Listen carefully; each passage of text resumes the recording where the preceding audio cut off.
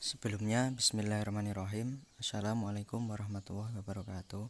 Perkenalkan, saya Muhammad Heri Darussalam, perwakilan dari kelompok 7 yang beranggotakan Heri Darussalam, Anisatul Sucianah, dan Kristia Dwi Saputri. Saya akan membawakan presentasi yang berjudul perawatan episod akut. Apakah kalian semua tahu tentang perawatan episod akut? Mari kita simak materi berikut ini. Apakah itu perawatan episod akut? Yaitu di mana klien yang tinggal di komunitas yang mungkin perlu rawat inap jangka pendek, berkala atau pengawasan yang diperluas dalam pengaturan terlindung karena dapat memperburuk gejala kejiwaan. Karenakan sering lupa untuk minum obat sesuai resep dengan teratur dan bisa menimbulkan tekanan yang berat secara tiba-tiba. Berikut adalah hal-hal yang dapat mencegah. Yang pertama yaitu melihat pandangan segar. Kemudian hindari perilaku yang kurang baik, hindari masalah-masalah berat, lingkungan, dan situasi klien.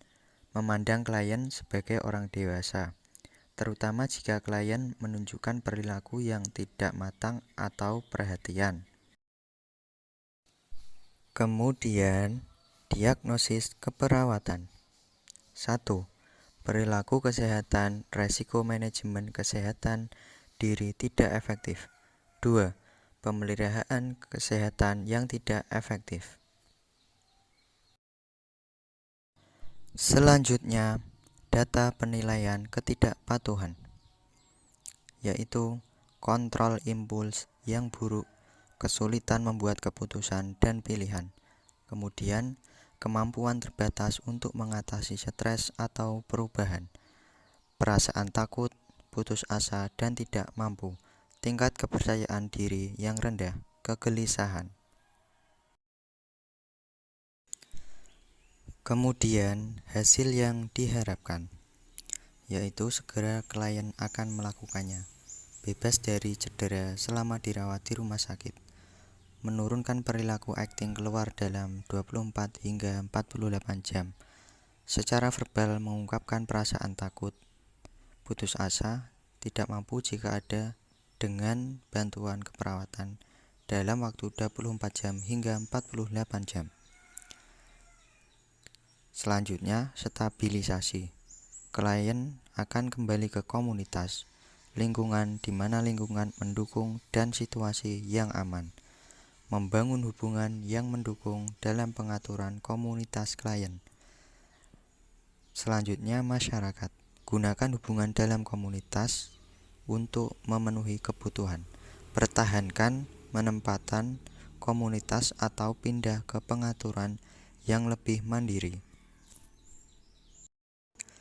Selanjutnya adalah intervensi dan rasionalnya. Bisa kalian semua baca sendiri dan melihat tabel di bawah ini. Diagnosa keperawatannya yaitu manajemen kesehatan diri yang tidak efektif. Selanjutnya adalah data penilaian. Ketidakpatuhan dengan obat yang diresepkan. Kemudian beban berat menambah atau memperburuk gejala kejiwaan. Kemudian kurangnya pengetahuan atau pemahaman tentang regimen terapi. Selanjutnya adalah hasil yang diharapkan. Segera. Maksud segera adalah klien akan melakukannya. Konsumsilah semua obat yang diberikan selama rawat inap. Kemudian stabilisasi. Maksud verbalisasi untuk mematuhi atau menunjukkan konsumsi obat yang diresepkan. Kemudian masyarakat. Minum obat sesuai resep atau mencari perubahan yang diperlukan dari penyedia layanan kesehatan. Yang terakhir yaitu intervensi keperawatan. Yang pertama, mengamati klien, cermati untuk memastikan mengonsumsi obat. Rasionalnya, klien harus minum obat sesuai resep, serta mengidentifikasi alasan ketidakpatuhan minum obat. Yang kedua, jika klien tidak mampu memberi obat, rujuk ke layanan sosial untuk mendapatkan bantuan.